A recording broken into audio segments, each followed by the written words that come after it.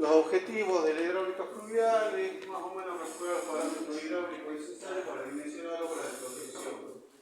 Definir topologías, geometría y características. Esto todavía no lo subió la modelo, apenas vuelva a lo subo. Especificar los materiales a emplear en la construcción de esta defensa, definir los lineamientos de monitoreo, operación, mantenimiento, conservación y refuncionalización de obras hidráulicas. Y aplicar técnicas de moción hidráulica, ya sea física o numérica, que era una técnica de modelación física y que era una modelación numérica.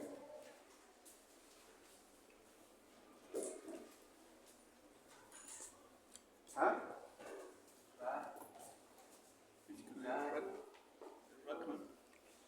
Lo que nosotros hicimos con la cuenca es una modelación numérica. Es una modelación numérica, ¿no es cierto? Hemos ingresado los parámetros físicos a un hardware y el hardware nos dio, mediante fórmulas numéricas, un resultado. Una modelación física es si nosotros, por ejemplo, hacemos un modelo físico a escala, a estrictas relaciones de semejanza, de similitud y semejanza, y obtenemos resultados. Eso es una modelación física.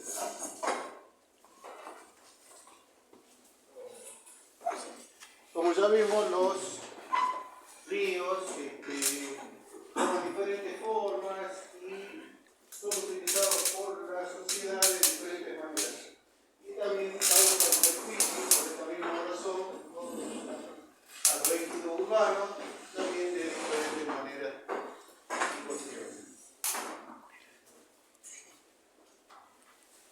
El ser humano aprovecha, ¿no es cierto?, las primeras civilizaciones se ubican o se ubicaron en la cercanía del agua y por lo tanto en la cercanía de los ríos. Las fuentes de agua más comunes son los ríos y por lo tanto aprovecharon no tan solo para los sistemas de riego, sino para el consumo poblacional. Como ya vimos, una cuenca no tan solo genera caudal líquido, sino también genera el caudal sólido. El caudal sólido es básicamente lo que no causa mayores inconvenientes. En un ciclo o en varios ciclos de lluvia, como aparecen acá, tenemos descarga de caudal líquido y tenemos también su correspondiente descarga de caudal sólido.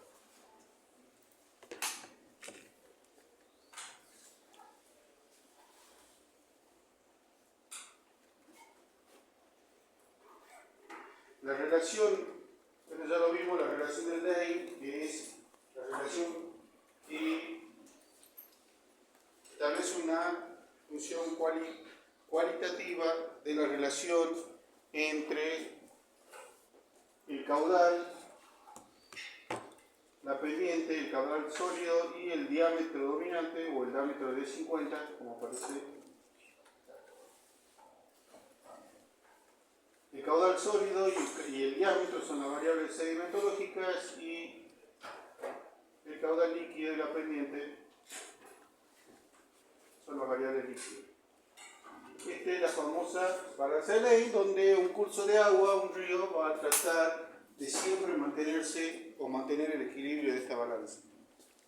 Básicamente, si aumentamos el tamaño del sedimento, la balanza va a intentar volcarse para este lado y esta aguja se va a correr hacia el lado de erosión o gradación. Este es deposición y esto es erosión. Al contrario, si aumentamos una mayor cantidad de caudal en el cauce, esta aguja se va a venir para el sector de erosión o degradación. Si modificamos cualquiera de estas cuatro variantes, el sistema va a tratar de volver al equilibrio, aportando o quitando otras variables. En los ambientes urbanos es muy común que el ser humano cause o tenga intervención en la morfología de los ríos. Por ejemplo, este es un río que, fíjese, tiene en una de sus márgenes una importante obra de defensa y también tiene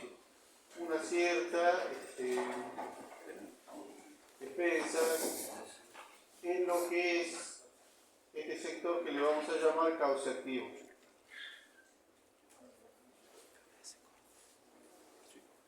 Otro río de ambiente urbano donde hay sectores que ya no quieren ningún tipo de problemas con los ríos, lo que hacen es encajonarlo como este de la cañada de Córdoba. Nosotros, ¿cuál tenemos acá?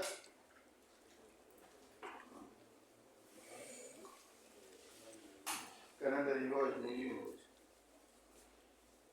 Esto es en Suquía. Fíjense que acá intentaron darle, digamos, una solución más bien arquitectónica,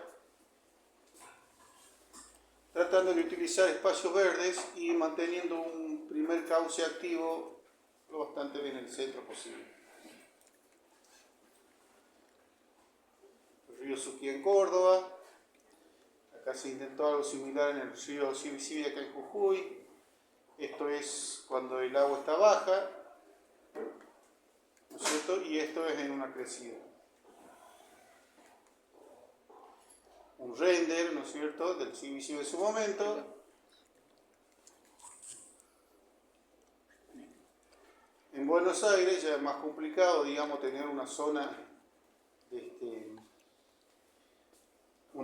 de inundación, ya que la mayor parte del año permanece totalmente inundada. Esto es también en Buenos Aires. Fíjense que ahí están en las márgenes una suerte de protección, ya la vamos a ver enseguida muy bien. Y dentro de la hidráulica fluvial, lo primero que vamos a ver son obras de encauzamiento. Adecuación hidráulica sería el nombre técnico correcto, porque nosotros le vamos a dar una sección que va a estar acorde a un estudio hidráulico, ¿no es cierto? Los resultados de este estudio me van a dar una sección y con esa sección yo voy a dimensionar el nuevo canal por donde vamos a encauzar el río. Estas obras de encauzamiento, en función de los grados de libertad que va a restringir, pueden ser con restricciones a su grado de libertad o sin restricciones a los grados de libertad. Podemos restringir solo el ancho o bien el ancho y la pendiente. Y si no afectamos ninguno de sus grados de libertad, podemos hacer una excavación en el cauce o podemos hacer terraplenes marginales, o lo que es más común, hacer una excavación y con lo que se trae de la excavación hacer el terraplén. La primera tiene un mantenimiento mínimo, pero es un mantenimiento constante. La segunda sí tiene un mantenimiento significativo, ya que no tiene restricción y por lo tanto siempre hay que estar haciendo movimiento del suelo. Estos materiales, para controlar los grados de libertad, ya vamos a ver cuáles son los grados de libertad. Pueden ser rígidos o flexibles, también ya lo vamos a ver. Y la obra de control pueden ser continuas o discontinuas en el ancho. Básicamente, ¿qué es encauzar? Es tratar de mantener el río en un solo cauce, como aparece en esta imagen. Aquí podemos ver que tiene una cierta meandrosidad, transformarlo en un cauce lo más recto posible. En Salta tenemos este caso. Esto es parque industrial. ¿Todos conocen parque industrial? Sí.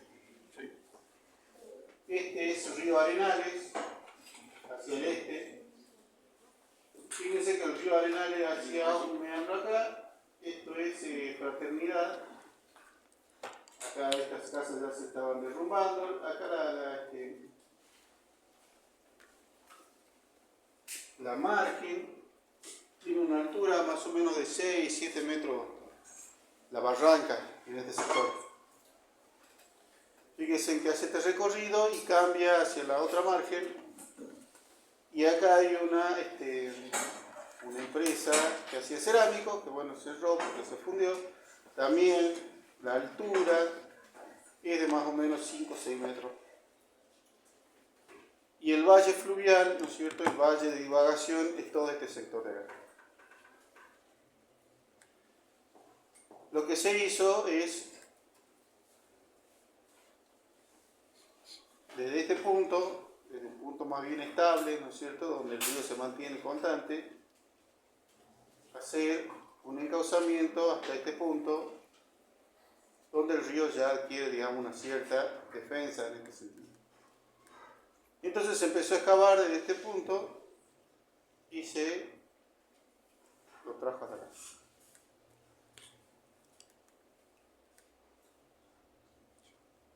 Como se puede ver, todo el cauce ya ingresó en el encauzamiento y abandonó este meandro que nos estaba causando problemas y abandonó este sector donde se estaba llevando la barranca de la cerámica. Es una obra que dio buen resultado, está en medio de un ejido urbano y un parque industrial y por lo tanto era una obra necesaria. Esto es en Apolinario Saravia. Fíjense que el río Dorado causó acá una suerte de meandro que en este barrio estaba causando bastante problemas. Lo que se pensó es tomar el cauce en este punto, que era un punto más bien estable, y que el tránsito hasta donde está el puente ferroviario sea lo más suave posible. Entonces se empezó a hacer una excavación desde este punto con equipos de vialidad de la provincia hasta el puente ferroviario.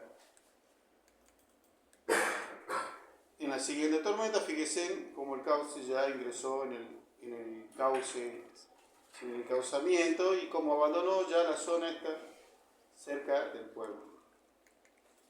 Esto fue en el 2002, creo. Hoy en día ya el cauce nuevamente hizo su trabajo, ¿no es cierto? Se ensanchó su sector y está nuevamente formando el meandro en este sector para volver.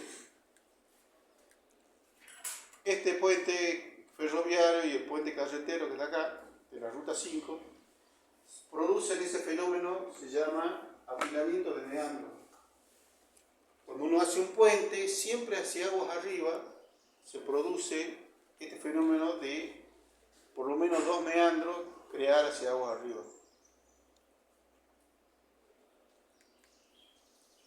Otro caso, fíjense, esto ya es muy cerca de Estados Unidos, cómo se cortaron meandros a través de encauzamientos en esta zona de aeropuerto. Esto prácticamente se rectificó e incluso se lo revistió completo de hormigón. Fíjense que aquí aparecen los meandros abandonados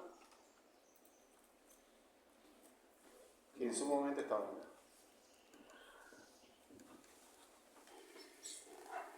No obstante, si uno hace un encauzamiento, ese encauzamiento no es para toda la vida, siempre hay que hacer un mantenimiento, mejorando las márgenes, haciendo cultivos específicos para evitar que vuelvan los meandros. Por ejemplo, acá se rectificó este tramo, en el 30, ¿no es cierto? En el 90, fíjense cómo estaban, y en el 2007 ya bastante perjudicial. Dentro de los cauces tenemos, si logramos mantener un cauce o a través de revisiones constantes, vemos que no se modifica la sección, podemos decir que es una estabilidad cuasi dinámica o un equilibrio, un cuasi equilibrio. Y esto se puede deformar lateralmente o hacia afuera, ¿no es cierto? O bien una inestabilidad lateral hacia adentro y profundizando el lecho. Cuando hablamos de restringir grado de libertad, decimos, este canal, este río, nosotros lo revestimos en sus bases y en sus márgenes. La única manera de modificar el cauce es subiendo o bajando la altura. O sea que tiene un solo grado de libertad. Si tan solo modificamos los márgenes, el cauce puede modificarse en altura y en pendiente, a medida que va variando el caudal, ¿no es cierto? Entonces este cauce tiene 2 grados de libertad. Y si no le damos ningún tipo de grado de libertad, también puede modificarse en el ancho, en función del caudal. Entonces decimos que este cauce tiene 3 grados de libertad. Caudal dominante ya lo vimos, es un caudal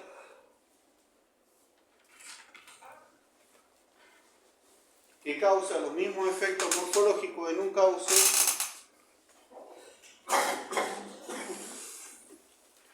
que causa el mismo efecto que o el pasaje de todos los caudales de diferentes tormentos de diferentes eventos.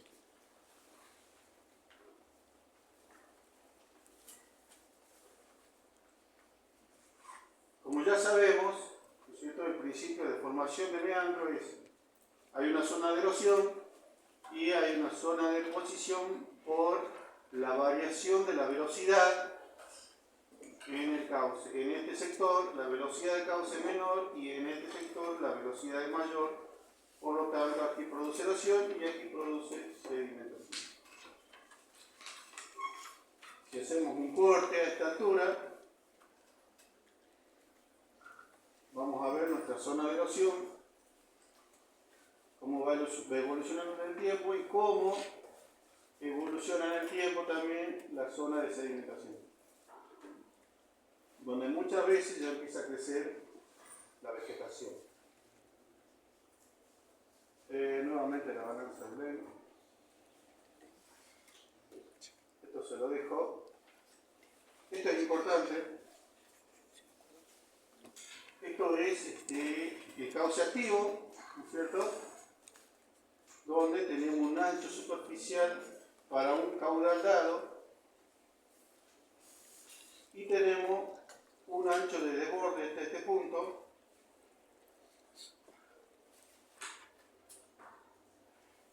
Una vez que supera este punto, tenemos que la planicie de inundación empieza a actuar manteniendo caudal o también llevando cierto porcentaje de caudal.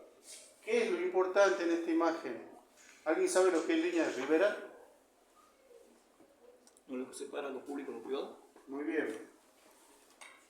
La línea de Rivera separa lo que es el cauce, propiamente dicho, de lo que es la planicie de inundación.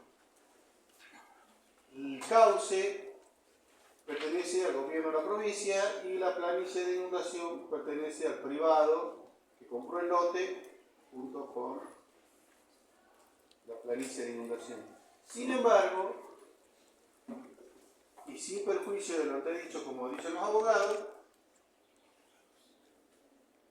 el propietario no puede hacer o construir nada sobre planicie de inundación. Porque cuando esto crezca, esto es parte del río y tiene que mantenerse despejado para que el río pueda, ¿no es cierto?, mantener sus condiciones hidráulicas. Esto es, en este punto, esta es la línea de Rivera. Y supongamos un punto más acá, se llama línea de inundación, que es el punto, más o menos, donde viene una crecida extraordinaria, ya vamos a ver cómo se determina, y esta zona de acá se llama zona de inundación o planicie de inundación. Muchas veces los vecinos, el ribereño, hace acá directamente la medianera o el alambre y se olvida de este sector. Porque como no puede construir nada ahí y proteger ese sector, le resulta costoso, lo que hace es simplemente hacer su medianera acá arriba y deja este espacio. Muchas veces viene otra gente y se asienta en este sector. Es un problema clásico de los ríos.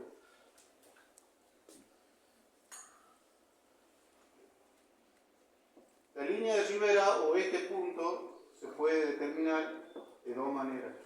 haciendo lo que nosotros hacemos con estadística hidrológica y determinando un punto acá de altura de pelo de agua. Para una recurrencia dada que por lo general está entre los 5 y los 10 años. Y si no, el método más simplificado es que viene el geólogo, se para acá y dice, bueno, para mí acá es la línea de ribera y determina de qué ahí es línea de ribera. Así de fácil. Igual línea de inundación. El problema es que no tenemos en Salta suficiente personal como profesional hidráulico que puedan hacer el desarrollo de este tipo de estudios para todos los cauces de la provincia.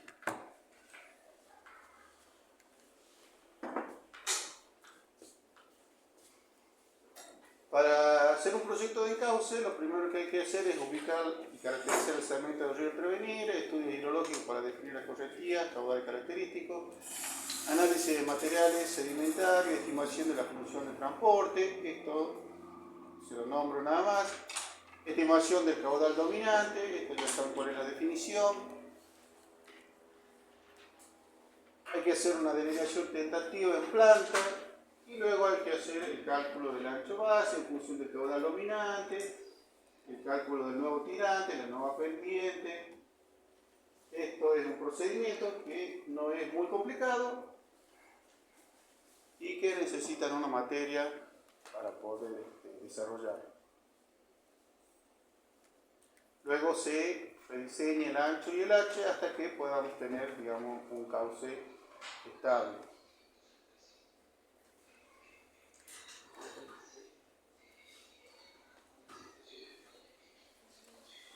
Otra herramienta que tenemos es el diseño y protección por enrocado o lo que llamamos riprap. ¿En qué vieron riprap ustedes? ¿Sí? ¿Y para qué usaban una respuesta de riprap?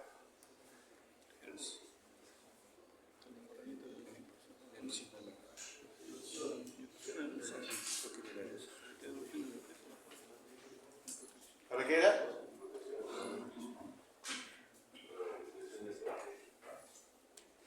Sí, para métodos, ¿no?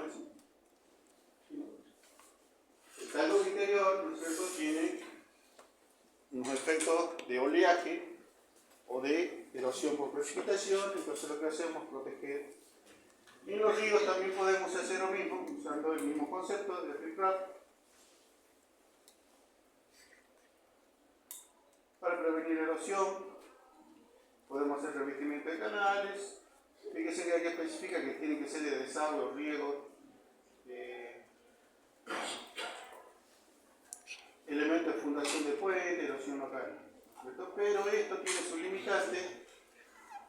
El estudio de este tipo de defensas se puede también extrapolar para piedra embolsada, para elementos conformados, para elementos en bloques de fábrica. Pero como le digo, fíjese en las velocidades que estamos manejando y la zona en que se pueden utilizar, ¿no?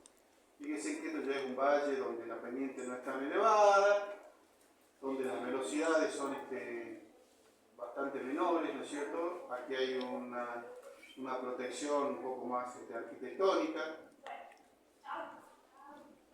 Esto es lo que por lo general se vuelcan en los diques, donde las velocidades acá abajo no son velocidades grandes. Fíjese, ¿no es cierto?, que los canales donde se puede hacer protección con riprap no son canales de pendiente grandes, son canales de pendiente bastante suaves.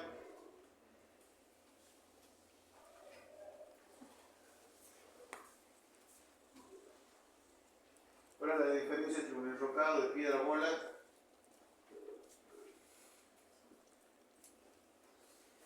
y piedra partida.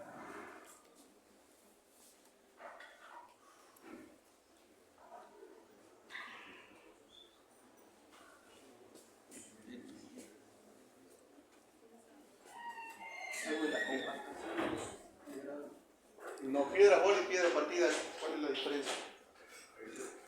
¿Ah? No, en cuanto a cómo se generan. Por ahí va.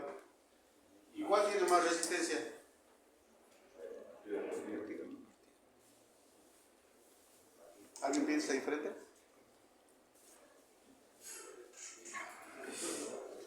La piedra partida, por lo general, se le extrae de los cerros, se la somete a una forma mecánica de partirla, ¿no es cierto? Y se entrega el producto.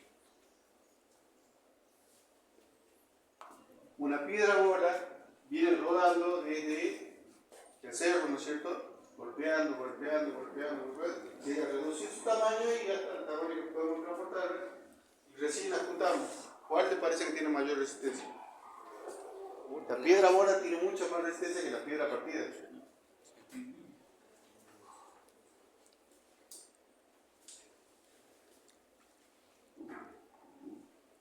Aquí está esto con protección con piedra partida y protección con piedra bola.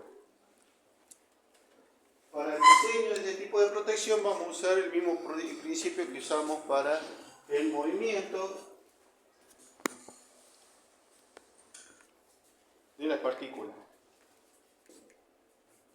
Vamos a usar un segmento de canal y vamos a determinar en un lecho de río la parte superior del lecho. Y las fuerzas que van a intervenir van a ser esta fuerza del peso y nada más que la fuerza de arrastre. En el caso de que podamos tener, digamos, una granulometría en la piedra, para ser más eficiente lo que podemos hacer es determinar en este nivel cuánto es mi diámetro en el cual no se produce el rodamiento.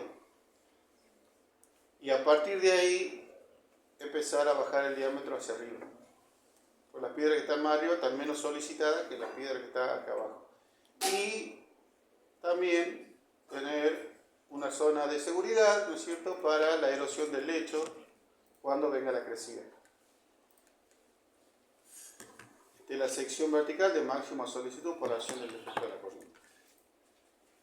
En el caso de que no tengamos la posibilidad de tener granulometría y que este es el caso más común, que uno va al ripiero y le dice dame piedra de 30 centímetros de diámetro o de 50 y le va a traer toda del mismo tamaño. Una protección tiene esta característica donde tenemos una base con un espesor mínimo de 2 veces el diámetro que vamos a calcular. Y acá tiene una revancha de por lo menos una vez el diámetro que vamos a calcular para esta piedra. Y algo muy importante es el filtro de grava, que ya vamos a ver cómo lo calculamos. Ejemplos reales, ¿no es cierto? Fíjense para los puentes, proteger el fibro. Como le digo, este sistema funciona y funciona bien en ríos de llanura, donde no se consigue piedra. Entonces hay que transportar la piedra, llevarla hasta acá, volcarla, ubicarla, y funciona bastante bien. El problema es que nosotros en la zona norte no tenemos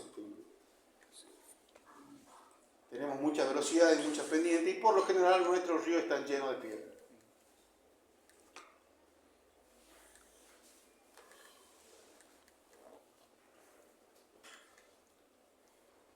¿Cómo vamos a dimensionar esto?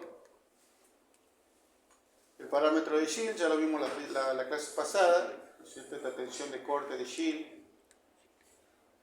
tiene que estar en un valor de más o menos 0,05.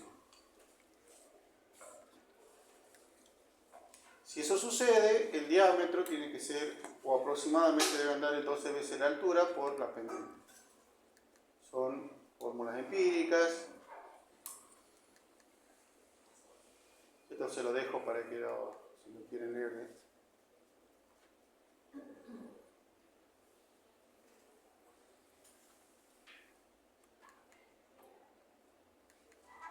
Hay diferentes métodos para el dimensionamiento que incluyen el cálculo del tamaño de los elementos del rocado, tipo, clase, roca, textura, número de capas, geometría, el diseño del filtro, que ya vamos a ver qué es. Es que hay algunos de los métodos y algunos de los criterios, si lo quieren buscar luego por internet. Y obviamente también hay fórmulas empíricas, por ejemplo esta de Mayo, donde me da un diámetro del enrocado en función de la altura. Estos son componentes de derecho. Y este valor C es una constante.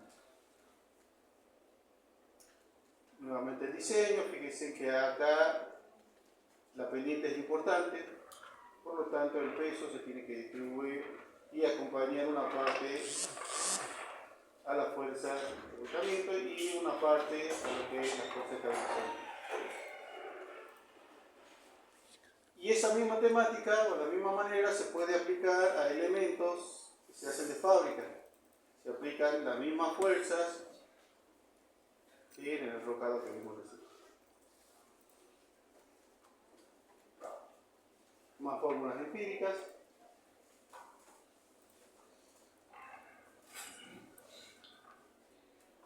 Acá es algo importante, ¿cierto?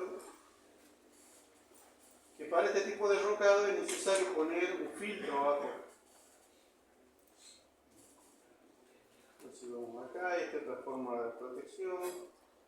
Esto es, si bien tenemos hasta acá, ¿no es cierto?, nuestra protección, podemos aumentar una protección verde arriba para asegurar el talud en ese sector. Esto ya es por niveles.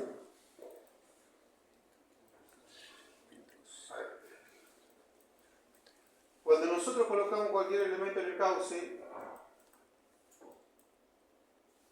el material más fino se va a empezar a salir o va a empezar a ascender por las grietas que hay o la separación entre las piedras.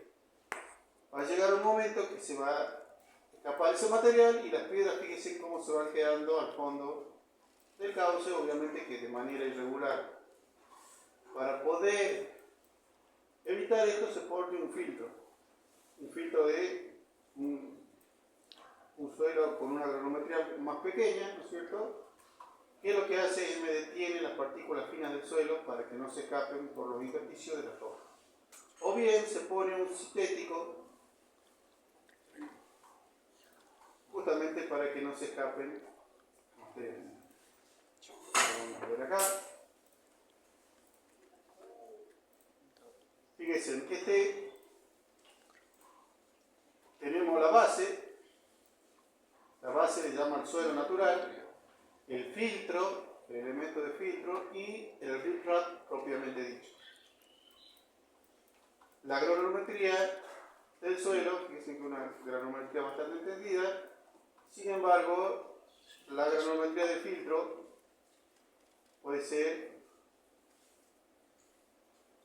una granometría entre el filtro y la base, la del filtro propiamente dicha, y otra granometría un poco más grande entre el filtro y el riprap.